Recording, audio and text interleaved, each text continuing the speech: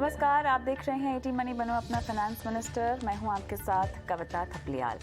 अगर आप जीवन में फाइनेंशियल दिक्कतों से बचना चाहते हैं तो आपको सही तरीके से निवेश करना ज़रूरी होगा और साथ ही सही फाइनेंशियल प्लानिंग करना ज़रूरी है। बिना प्लानिंग के आप सही निवेश नहीं कर पाएंगे और इसी के लिए ज़रूरी है कि पहली इनकम के साथ ही अनुशासित तरीके से फाइनेंशियल प्लानिंग करें ताकि भविष्य में पैसों की ज़रूरत को पूरा किया जा सके। लेकिन सिर्फ बचत तक ही काम नहीं पूरा होता है, जो हम आपको बार बार कहते हैं, हर बार कहते हैं, बल्कि इसके लिए लक्ष्य तय करना ज़रूरी होता है। निवेश को लेकर क्या रणनीति बनाई जाए, कैसे सही निवेश करें और भविष्य में निवेश का आपको किस तरह से फ़ायदा मिलेगा, लाभ होगा, हम आपको समझाएंगे आसान तरीके से, आसान भाषा में। साथ ही आज हम जानेंगे उन मिथकों या गलत फहमियों के बारे में जिनसे बचकर आप अपने निवेश से बेहतर रिटर्न हासिल कर सकते हैं। और इसी पर विस्तार से बात करने के लिए आज हमारे साथ जुड़ रहे हैं इटी मनी के सीईओ संतोष नवलानी। संतोष, गुड इवनिंग, स्वागत है आपका। निवेश को लेकर मिथक, गलत फहमियां भी होती हैं, ये आप हमको आज समझाएंगे। लेकिन निवेश को लेकर मिथक और गलतफहमियां होती क्या है? मतलब एक एक करके हम इस पर आगे तो जाएंगे ही जाएंगे, लेकिन आमतौर पे जो हम मिथ्स समझते हैं, देखते हैं, लोगों को उसका विक्टिम होते हुए भी देखते हैं, क्या निवेश की भाषा में भी ऐसा ही कुछ होता होगा क्या? हाय कविता। हाँ, अगर आप कोई भी रिटेल इन्वेस्टर्स को बात करेंगे कविता, तो कुछ चीज़ें बहुत ही नॉर्मली हर इंडिविजुअल इन्वेस्टर में पाई जाती हैं, जो कि काफ़ी मिसकंसेप्शंस हैं लोगों के दिमाग में। आई थिंक बहुत सारे कॉमन जो मिसकंसेप्शन हम देखते हैं ईटी मनी में, वो ये है कि इन्वेस्टमेंट्स एक अमीर व्यक्ति का काम होता है और इसके लिए बहुत पैसे लगते हैं, या फिर इन्वेस्टमेंट्स करने के लिए बहुत ज़्यादा मार्केट्स को ट्रैक करना पड़ता है और जो मार्केट्स ट्रैक नहीं कर सकता वो बराबर इन्वेस्टमेंट नहीं कर सकता है, या फिर जनरली इन्वेस्टमेंट्स हमेशा रिस्की टाइप की होती हैं और सेफर इन्वेस्टमेंट या रिस्क को कम करने के तरीके इन्वेस्टमेंट नहीं होते हैं। सो आई थिंक ये कॉमन तरीके हैं जो शायद आपको रोकते हैं इन्वेस्टमेंट करने के लिए या फिर सक्सेसफुल इन्वेस्टर बनने के लिए इंडिया में। और अगर इनको आप ओवरकम करेंगे तो आप ना कि एक बेहतर इन्वेस्टर बनेंगे, बट एक सक्सेसफुल ह्यूमन बीइंग भी बनेंगे, क्योंकि सच्चाई ये है कि आज के ज़माने में या महंगाई की जो बढ़त हो रही है, इसमें आपकी बिजनेस की इनकम बियॉन्ड अ पॉइंट आपको सपोर्ट नहीं कर पाएगी जब आप रिटायर हो जाएंगे। तो ये दिमाग में रखेंगे तो आप शायद एक वेल्थ क्रिएशन जर्नी को स्टार्ट करने की कोशिश करेंगे आपने। क्योंकि देखिए, आर्थिक आज़ादी का सफ़र इतना आसान भी नहीं है जितना आसान लोगों को लगता है कि भैया पैसे निवेश कर दिए और बात ख़त्म हो गई। इसके भी तरीके हैं, इसके भी कायदे कानून हैं, इसके भी नियम हैं जो आपको फॉलो करने चाहिए। और हाँ, बहुत सारी गलतफहमियां हैं जिनसे आपको बचना चाहिए। एक एक करके संतोष उन गलतफहमियों को समझाते हैं हम दर्शकों को। और निवेश में बहुत उलझन होना, ये वो पहला मिथक है, गलतफहमी है जिसके बारे में आप बात करना चाहते हैं। निवेश को लेके बहुत उलझन होना लाजमी है शायद उन दर्शकों में या उन निवेशकों में जिन्हें अपनी एक तो फाइनेंशियल प्लानिंग के उद्देश्य को लेके क्लैरिटी ना हो, और दूसरा, जब वो क्लैरिटी नहीं होती है तो आप समझ नहीं पाते कि आपके लिए सही निवेश की रणनीति या स्ट्रैटेजी क्या होगी। संतोष। सो कविता, सबसे पहली मिथ या मिसकंसेप्शन जो इन्वेस्टर्स को होता है ये है कि इन्वेस्टमेंट बहुत कॉम्प्लिकेटेड प्रोसेस है या एक कॉम्प्लिकेटेड एक्टिविटी है जिसको करने के लिए या फिर मार्केट्स ट्रैक करने पड़ेंगे या फिर फाइनेंस का बहुत अच्छा नॉलेज होना ज़रूरी है। मैं नहीं कहूँगा कि नॉलेज ज़रूरी नहीं है, लेकिन नॉलेज जितना आप इन्वेस्टमेंट करके सीख पाएंगे या समझ पाएंगे वो शायद पढ़ के आप नहीं कर पाएंगे, क्योंकि सबसे इम्पॉर्टेंट चीज़ कोई भी इन्वेस्टमेंट्स में होती है वो ये है कि उसमें रिस्क कितना है और आप कितना रिस्क ले सकते हैं, उसमें रिटर्न कितना मिल सकता है और आपकी रिटर्न की एक्सपेक्टेशंस क्या है, आप कितना रिटर्न चाहते हैं अपनी इन्वेस्टमेंट्स में, और तीसरा उस इन्वेस्टमेंट प्रोडक्ट में लिक्विडिटी कितनी है कि आप कितनी आसानी से उसको बेच सकते हैं या खरीद सकते हैं, और उसमें बेचते या खरीदते वक्त आपको जो करंट मार्केट प्राइस है वो आपको मिले, ना कि उससे ऊपर या नीचे।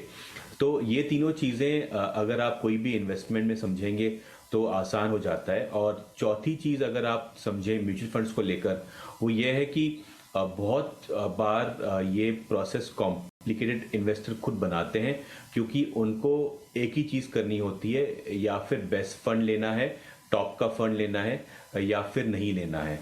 और टॉप के फंड्स हर मार्केट में चेंज होते हैं, तो आप अगर हर मार्केट का टॉप फंड लेना चाहेंगे तो आपको हर साल अपना फंड बेचना पड़ेगा और दूसरा फंड खरीदना पड़ेगा।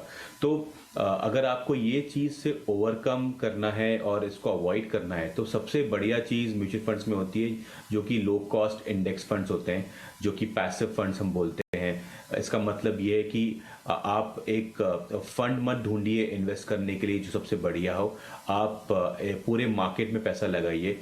आप निफ्टी का इंडेक्स फंड खरीदिए या सेंसेक्स का इंडेक्स फंड खरीदिए, और अगर आप थोड़ा और अच्छे से प्लानिंग कर सकते हैं तो आप निफ्टी 500 या मिड एंड लार्ज कैप का कोई इंडेक्स फंड खरीद लीजिए, और आपकी लाइफ काफ़ी सिंप्लीफाई हो जाएगी compare to searching every year एक नया फंड की टॉप फंड कौन सा है। तो कॉम्प्लिकेशन नहीं है, आप सिंप्लीफाई करिए, रिस्क को समझिए, रिटर्न को समझिए, लिक्विडिटी समझिए, कितना आसानी से आप खरीद या बेच सकते हैं, और फिर इंडेक्स फंड्स को अपनाइए, और शायद आपकी इन्वेस्टमेंट बहुत ही ज़्यादा सुलझ जाएगी, आपको पता भी नहीं चलेगा।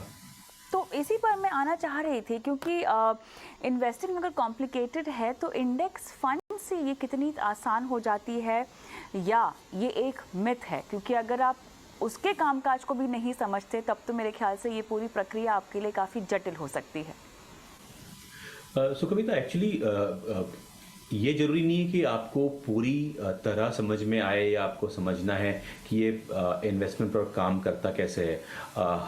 बहुत लोग जो शायद मार्केट में इन्वेस्ट नहीं भी करते हैं, वो भी न्यूज़ के ज़रिए या खबरों के बारे में पता रखने के ज़रिए मार्केट को ट्रैक कर बैठते हैं। लाइक सेंसेक्स आज कितने पे खुला, कितने पे बंद हुआ, या निफ्टी कितने पे बंद हुआ, तो वो आपको पता होता है। मतलब ये है कि आपको पता है कि बाजार को मेजर करने का तरीका रोज का एक सेंसेक्स या निफ्टी का लेवल है।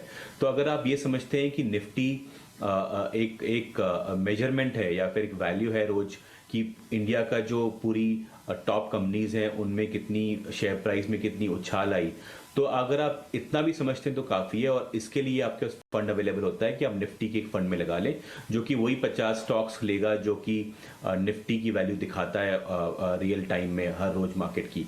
तो आप ये समझिए कि आप निफ्टी पूरे बाजार में इन्वेस्ट कर सकते हैं एक इंडेक्स फंड खरीद के। ये समझ काफ़ी हो जाएगी। और आपको ये समझना है कि ये इक्विटी के फंड्स हैं, वैसे ही डेट के फंड्स भी होते हैं जो कि आजकल काफ़ी मार्केट में हैं, जो कि इंडेक्स फंड डेट में भी अवेलेबल है। मतलब ये कि आप गवर्नमेंट सिक्योरिटीज़ के डेट फंड में खरीद सकते हैं। लाइक एक निप्पॉन और मोतीलाल ओसवाल के पास ये फंड अवेलेबल है, जो कि 5 साल की गवर्नमेंट पेपर्स में पैसा लगाता है। या कोई Bharat bond fund Edelweiss mutual fund company ने लॉन्च किया था, जो कि पीएसयू और बैंकिंग कंपनीज के पेपर्स में पैसा लगाता है। तो ये एक सिंपल प्रोडक्ट्स अवेलेबल मार्केट में है। आपको ये समझना है कि ये प्रोडक्ट शायद हर रोज बेहतर रिटर्न नहीं देंगे, हर साल बेस्ट रिटर्न नहीं देंगे, लेकिन अगर आप इन प्रोडक्ट्स को लंबे समय तक होल्ड करेंगे तो शायद आप टॉप फंड से जितना या टॉप फंड से बेहतर रिटर्न कमा सकते हैं, अपनी इन्वेस्टमेंट प्रोसेस को सिंपल रख के। तो अब दूसरी ओर ये तो आपने आगाह कर दिया लोगों को कि किस तरह से इक्विटी और डेट में कामकाज करके आप रणनीति अपना सकते हैं, लेकिन लोगों में ना जो मूल बात है निवेश को लेकर, उसी को लेकर समझ में थोड़ी सी कमी है। क्योंकि बचत का एक जो कॉन्सेप्ट है ना, ये काफ़ी स्ट्रॉन्ग है हमारे देश में आज भी, इसीलिए लोग कहीं ना कहीं निवेश को नहीं समझते हैं, उसकी भाषा को नहीं समझते हैं। ये एक बहुत बड़ी गलतफहमी है और कहीं ना कहीं जागरूकता की भी कमी है। संतोष। बिल्कुल कविता, एक्चुअली ये चीज़ बहुत खटकती है हम लोगों को ईडी मनी में कि हम बहुत सारे इन्वेस्टर्स देखते हैं जो काफ़ी कुछ अपनी महीने की बचत को सिर्फ सेविंग्स अकाउंट में पड़े रहना देते हैं। वो एक या शायद आलस है, शायद रिस्क ना लेने की इच्छा है, या एक जस्ट इग्नोरेंस है कि मुझे ये चीज़ समझ में नहीं आती और मैं नहीं करूँगा।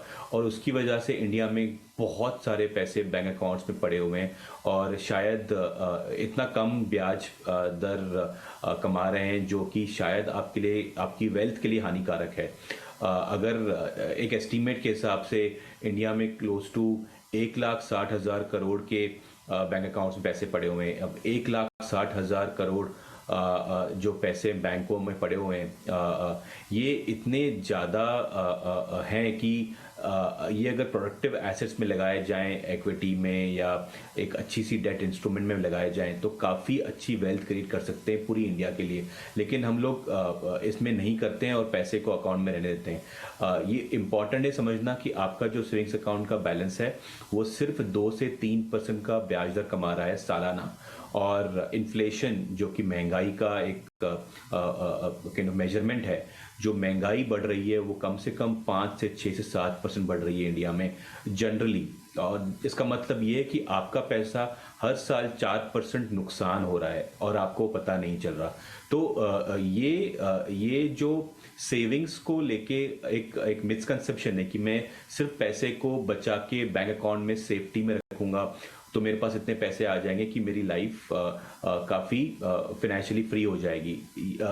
जब आप उसको देखेंगे कि आप 60 साल की एज में रिटायर हो जाएंगे या फिर आप पैसा कमाने में ज़्यादा दिलचस्पी नहीं रखेंगे, तो आपको जब जीना है 60 से 80, 85, 90 साल की एज तक, जो कि लाइफ एक्सपेक्टेंसी इंडिया की बढ़ती जा रही है, तो आप रियलाइज करेंगे कि वेल्थ काफ़ी कम पड़ेगा अगर आपने इसको मल्टीप्लाई नहीं किया। तो इम्पॉर्टेंट है कि आप इक्विटी या बेटर इन्वेस्टमेंट एवेन्यूज को ढूंढे बियॉन्ड सेविंग्स अकाउंट और फिक्स डिपॉजिट। और ये मिसकंसेप्शन इंडिया को काफ़ी पोर बनाता है इन माय ओपिनियन, और इसको ओवरकम करना बहुत ज़रूरी है। एक और मिसकंसेप्शन जिसको शायद दूर करना बहुत ज़रूरी होगा वो ये है कि आपका जो रिटायरमेंट का कॉर्पस है वो पीएफ से ही पूरा हो जाएगा, या रिटायरमेंट के बाद की जो आपकी ज़िंदगी है उसका जो पूरा प्रावधान आप करना चाहते हैं, जो बंदोबस्त करना चाहते हैं, वो आपके पीएफ के पैसे से ही पूरी तरह से हो जाएगा। और इक्विटी में रिटायरमेंट के बाद पैसे लगाना जोखिम से खाली नहीं है। तो कविता, ये एक्चुअली ये स्टेटमेंट जो आपने बताया कि प्रोविडेंट फंड या आपकी पीएफ से जो आपकी इनकम या आय आएगी वो काफ़ी ज़्यादा है और आपकी रिटायरमेंट टेकन केयर ऑफ हो जाएगी, ये स्टेटमेंट ट्रू होता शायद 2000 के डेकेड में 2005 तक, जब इंडिया में इंटरेस्ट रेट काफ़ी ज़्यादा हुआ करते थे, 10%, 11%, 12% सालाना मिलता था। उस टाइम पे शायद इक्विटी में इन्वेस्ट करने की ज़रूरत नहीं थी इंडियंस को। लेकिन आज ये ब्याज दर सालाना 7-7.5% पहुंच चुका है। मुझे एग्जैक्टली याद नहीं पीपीएफ में कितना है, बट आई थिंक 7.5 या 7.2 के आसपास है। अब 7.2% आप अगर देखेंगे और महंगाई देखेंगे जो कि ऑलमोस्ट 7.35% चल रही है इस टाइम पे, उसका मतलब ये है कि आपकी जो पीएफ की इनकम आ रही है या सालाना ब्याज दर आ रहा है वो इन्फ्लेशन जितना ही है। मतलब आपने पैसा कमाया नहीं, आपने सिर्फ अपना परचेसिंग पावर को प्रोडक्ट किया। जब आप खर्चा कर सकते हैं उतना ही खर्चा आप अगले साल कर पाएंगे। इसका मतलब ये है पीएफ की जो ब्याज दर है। तो अगर आपको एक लॉन्ग टर्म में वेल्थ क्रिएट करनी है जिसमें आप जब आपकी इनकम रुक जाएगी और फिर भी आपको अपने घर के खर्चे चलाने हैं, तो ये सिर्फ परचेसिंग पावर को प्रोटेक्ट करने का तरीका काम नहीं करेगा और आपको वेल्थ लगेगी।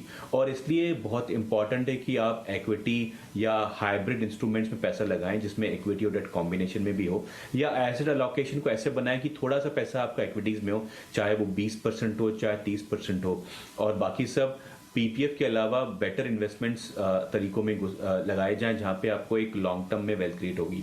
तो ये जो मिसकंसेप्शन है कि जो चीज़ 2000 में ट्रू थी वो आज भी ट्रू है, ये एक्चुअली काफ़ी लोगों को अपनी फाइनेंशियल फ्रीडम को डिले करने का काम कर रही है इन माय ओपिनियन। एक और चीज़ जो आपको समझानी चाहिए वो ये है, और जो अमूमन आपने भी शायद अनुभव किया होगा संतोष, ईटी मनी पर, कि हमेशा हर कोई जो है बाज़ार में निवेश करने का सही टाइम, बाज़ार से निकलने का सही टाइम, टाइमिंग में बहुत ज़्यादा फंसा रहता है। और इसीलिए लोगों को निवेश करने के सही तरीके अक्सर समझ में नहीं आते कि एसआईपी के ज़रिए किया जाए, लमसम के ज़रिए किया जाए, या कब पैसे लगाए जाएं। तो ये जो पूरा टाइमिंग को लेकर जितना भी लोगों में कंफ्यूजन है, या जो उनकी समझ है, वो कितनी सही है, कितनी गलत है?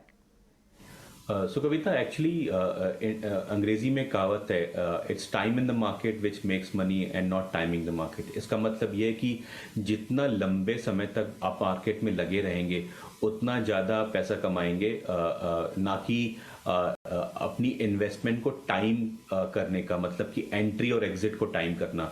सो अगर आप एक ऐसे इंडिविजुअल इन्वेस्टर हैं जो कि मार्केट लेवल्स को बहुत अच्छी से समझते हैं और ज़्यादा बार सही रहते हैं और कम बार गलत रहते हैं, कि 100 में से 70-80% बार या 70-80 बार आप पैसे को बराबर टाइमिंग कर पाते हैं। अगर आप ऐसे व्यक्ति हैं, जो कि शायद इंडिया में या पूरे ग्लोबली बहुत ही कम लोग होंगे, अगर आप उनमें बिलोंग करते हैं तो टाइमिंग आपके लिए बहुत अच्छा काम करेगा। लेकिन रिटेल इन्वेस्टर्स ये चीज़ में सक्षम नहीं है, ये स्टडीज़ ही बोलती हैं, और ना कि रिटेल इन्वेस्टर्स बट बड़े बड़े फंड मैनेजर भी सक्षम नहीं होते हैं, क्योंकि मार्केट का जो उतार चढ़ाव है ये कोई प्रेडिक्ट नहीं कर सकता। और कभी एक बॉटम आ गई है और एक उछाल की तैयारी हो रही है और इतनी बड़ी रैली आएगी कि एक साल में 100% का रिटर्न भी आ सकता है, ये कोई प्रेडिक्ट नहीं कर सकता। तो टाइमिंग आपको जब आपका लक फेवर कर रहा है तभी काम करेगा, लेकिन आप लक पे डिपेंडेंट नहीं रह सकते। इसलिए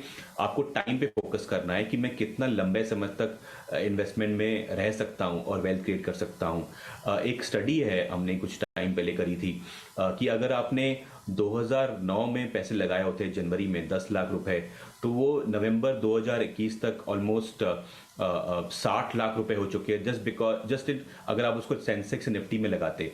और अगर आप अपने 5 बेस्ट दिन खो देते, मतलब आप ऐसे 5 दिन होते जो आप इन्वेस्ट नहीं करते और अपने हिसाब से टाइमिंग करके कर रहे होते हैं, और आपने उसमें 5 बार आप चूक गए, तो उसमें से आपका नुकसान 20 लाख रुपए का होता, आप 40 लाख रुपए कमा पाते। अगर आप 10 दिन मिस कर जाते तो आपका नुकसान 30 लाख रुपए हो जाता, आप 30 लाख रुपए सिर्फ कमा पाते, 10 को 30 कर पाते। अगर आप 30 दिन मिस कर जाते तो आपका पैसा सिर्फ 20 लाख रुपए होता 13 सालों में। इसका मतलब ये है कि अगर मार्केट में एक साल में 200 दिन होते हैं और 13 साल में 260 दिन, अबाउट 2000 के ऊपर दिन है, और आप सिर्फ 5 या 10 बार भी चूक गए तो आपका रिटर्न बहुत कम हो जाता है। ये है टाइमिंग की टाइमिंग को नुकसान करने वाला तरीका। तो आप टाइम दीजिए पूरे अपने सिस्टमेटिक तरीके से, आप एसआईपी करिए, सालाना इन्वेस्टमेंट करिए, जिससे आपको पैसा मिलता है तब करिए, शायद आप बेटर पैसा कमा पाएंगे rather than timing the market. Santosh, इस पूरी चर्चा में हम लाइफ इंश्योरेंस और इंश्योरेंस, जो कि फाइनेंशियल प्लानिंग का आपका पहला कदम है, उसको तो छोड़ ही नहीं सकते। किस तरह से लाइफ इंश्योरेंस को लेकर लोगों में गलत फहमियाँ हैं, कैसे समझाएंगे इसको? सो कविता, सबसे महत्वपूर्ण चीज़ जो हम देखते हैं ईटी मनी में, एंड मेरे पर्सनल इंटरेक्शंस में भी मैंने काफ़ी ऑब्जर्व किया है, ये होता है कि लोग इंश्योरेंस को एक प्योर इंश्योरेंस को एक एक्सपेंस मानते हैं, जो कि वो करना नहीं चाहते। और वो चाहते हैं कि इंश्योरेंस पॉलिसी ऐसी हो कि मैच्योरिटी पे कुछ वैल्यू मिले। ये एक एफडी नहीं है जो आपको आपके पैसे जो आप सालाना प्रीमियम पे कर रहे हैं उस पे आपको ब्याज दर मिले और आपको पैसा वापस मिले। इंश्योरेंस लिया जाता है कि कोई जोखिम का टाइम आ जाए, या कोई अनएक्सपेक्टेड किसी की डेथ हो जाए, तो उनकी फैमिली को नुकसान नहीं होना चाहिए। तो बहुत सारे लाइफ इंश्योरेंस एजेंट्स एक सिंपल ट्रिक यूज करते हैं कि अगर आप 20 साल या 30 साल की पॉलिसी की टेन्योर में आपकी डेथ नहीं हुई तो आपको कुछ पैसा नहीं मिलेगा, अगर आप टर्म टर्म प्लान तो आप टर्म प्लान का पूरा प्रीमियम का वेस्ट हो जाएगा। इसलिए आप एक इन्वेस्टमेंट कम इंश्योरेंस पॉलिसी लीजिए जिसमें आपको कवर भी मिलेगा तो और आपके पास एक मैच्योरिटी वैल्यू भी होगी। तो अगर 30 साल के बीच में आपकी डेथ हो गई तो आपको दोनों चीज़ें मिलेंगी, टर्म कवर भी वैल्यू मिलेगी और इन्वेस्टमेंट की वैल्यू भी मिलेगी। तो ये चीज़ देख के लोग फंस जाते हैं और ये नहीं देखते कि जो आपको कवर मिल रहा है एक इन्वेस्टमेंट पॉलिसी में वो बहुत कम होता है। मोस्टली पॉलिसी में 5 या 10 लाख का कवर मिलता है और बाकी आपका इन्वेस्टमेंट में जाता है जो कि 3 से 6% सालाना कमाता है, जो कि ईपीएफ से भी कम है। और अगर आप वही टर्म प्लान खरीदते हैं 1 करोड़ रुपए का या 2 करोड़ रुपए का सालाना, तो आपका जो प्रीमियम होता है वो शायद थोड़ा ज़्यादा होता है, लेकिन आपकी जो इन्वेस्टमेंट्स और इंश्योरेंस की कंबाइंड पॉलिसी होती है उससे काफ़ी कम होता है। तो आप अपना पैसा एक्चुअली बचा सकते हैं by buying a pure term plan और सेविंग्स को एक अच्छी सी एसआईपी कर सकते हैं रादर देन एक्चुअली सेइंग कि इंश्योरेंस नहीं चाहिए। तो ये एक India is one of the most under insured country because of this and I think जितना जल्दी आप पहले टर्म प्लान और हेल्थ इंश्योरेंस पॉलिसी खरीदेंगे वो शायद आपके लिए ज़्यादा फायदेमंद देगा, ना कि इन्वेस्टमेंट करना पहले।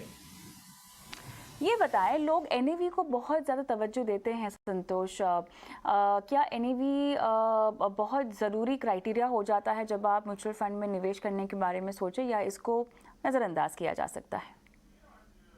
कविता, एक्चुअली अनलाइक स्टॉक्स जो शेयर बाजार में स्टॉक्स हैं, एनएवी म्यूचुअल फंड की एक्चुअली कोई वैल्यू नहीं रखती है। वो सिर्फ एक रिटर्न मेजरमेंट करने का तरीका है। आप अगर एक एग्जाम्पल के तौर पे देखेंगे, भारतीय एयरटेल का शेयर अगर 780 रुपए का है और वोडाफोन आइडिया का शेयर अगर 8.5 रुपए का है आज की प्राइस के हिसाब से, आई गेस, तो आप ये नहीं बोल सकते कि वोडाफोन आइडिया का शेयर बहुत सस्ता है और ये भारतीय एयरटेल बन सकता है आगे जाके। ये शायद बन भी जाए, शायद ना भी बने, लेकिन चांसेस बहुत कम है। अगर आप देखेंगे वोडाफोन का शेयर प्राइस कम क्यों है, तो वोडाफोन के शेयर प्राइस में एक वैल्यू है कि आपको मालूम पड़ेगा कि ये इसलिए कम है कि कंपनी बराबर काम नहीं कर रही है, कंपनी अच्छे से काम नहीं कर रही। ये चीज़ आप म्यूचुअल फंड में नहीं कर सकते। अगर कोई फंड 2005 में लॉन्च हुआ है और उसी कैटेगरी का फंड 2015 में लॉन्च किया है, तो जाहिर है कि 2005 में जो 10 रुपए पे चीज़ लॉन्च हुई होगी और उसने अगर निफ्टी और सेंसेक्स जितना रिटर्न दिया होगा तो उसकी वैल्यू काफ़ी बढ़ गई होगी। तो आप 2015 में कोई फंड खरीदेंगे जस्ट बिकॉज 10 रुपए का है और सस्ता है, तो आप गलत एक मिस्टेक कर बैठेंगे। और बहुत सारे लोग अभी भी एनएफओ का शिकार बन जाते हैं। सेम फंड सेम स्टोरी खरीद लेते हैं जस्ट बिकॉज सस्ते में मिल रहा है 10 रुपए का, और शायद वो अच्छा फंड भी नहीं होता बिकॉज परफॉर्मेंस ट्रैक रिकॉर्ड भी नहीं होता। तो एक एनएवी को देख के कभी भी आप अपना इन्वेस्टमेंट का निर्णय मत करिए। आप रिटर्न्स देखिए। एक फंड ने पिछले 1 साल में, 3 साल में, 5 साल में, 7 साल में कितना रिटर्न दिया है वो देखिए। एनएवी का कोई महत्वपूर्ण बिल्कुल भी नहीं होता है उसके अंदर। चलिए, तो ये वो तमाम मिथ्स या गलतफहमियां जो निवेशकों को ध्यान में रखनी चाहिए जब भी अपना इन्वेस्टमेंट पोर्टफोलियो बनाएं, और इन्हें विस्तार से समझाने के लिए संतोष आपका बहुत बहुत धन्यवाद। इसी नोट पर हम रुकेंगे छोटे से ब्रेक के लिए, लेकिन ब्रेक के उस पार आपकी इन्वेस्टमेंट पोर्टफोलियो की प्लानिंग जारी है। धन्यवाद।